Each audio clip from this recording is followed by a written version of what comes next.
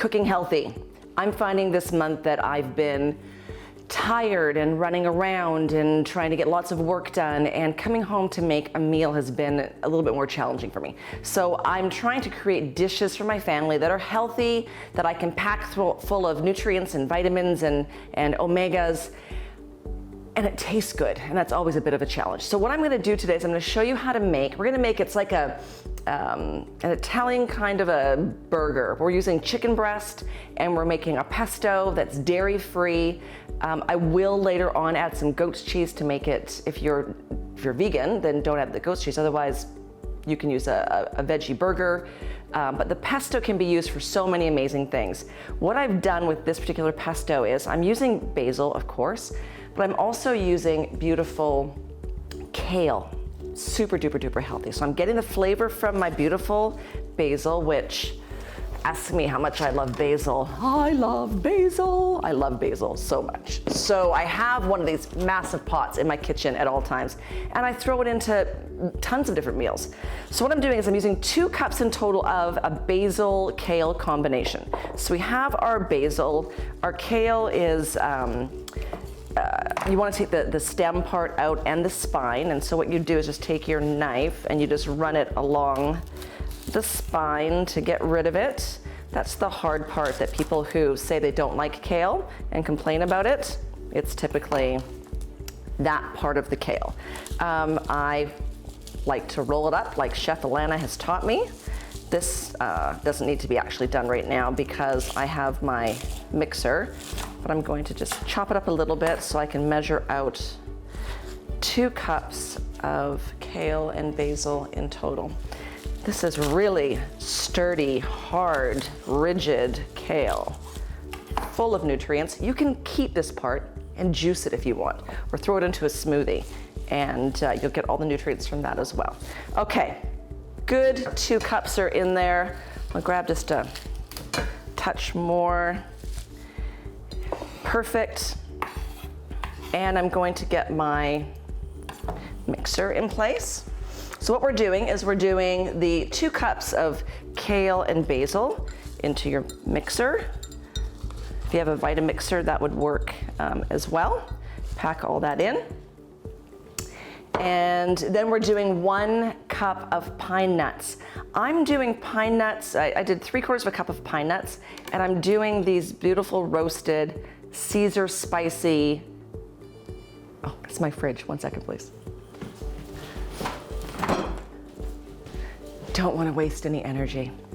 I'm using a cup of pine nuts and walnuts mixed. These walnuts are spicy Caesar ones. They come from a grower back east. It'll add a little bit of a different level and texture to my pesto.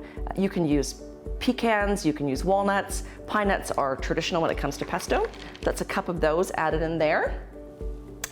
And 2 to 3 cloves of garlic. I'm for sure doing 3. I probably could even do more because I love it so much. We're doing a 1/2 teaspoon of salt and a 1/2 teaspoon of pepper. That goes in, not the container, just the salt and pepper goes in. I'm gonna do a little bit of lemon juice as well. Not all recipes call for it. I like the extra zing that you get from the lemon as well. So I'm gonna add the lemon juice in there also, 1/2 of that. And I think that is it aside from my oils. Now to make this particular pesto really super healthy, I'm adding not only some virgin cold pressed organic olive oil, but I'm also adding the flaxseed oil to get my huge dose of omegas. I'm doing a 1/2 and 1/2 blend. I think a full cup of the oil of either one isn't what I want. I'm getting the benefits of both. So we're gonna go ahead and start by adding, get my measure cup out. I'll do 1/2 cup of the olive oil to start here. And then we'll do a 1/2 cup of the flaxseed oil. Make sure that you keep your flaxseed oil inside your refrigerator. One of the biggest complaints about flaxseed oil is that I don't like the fishy taste, or it's got a very bitter aftertaste.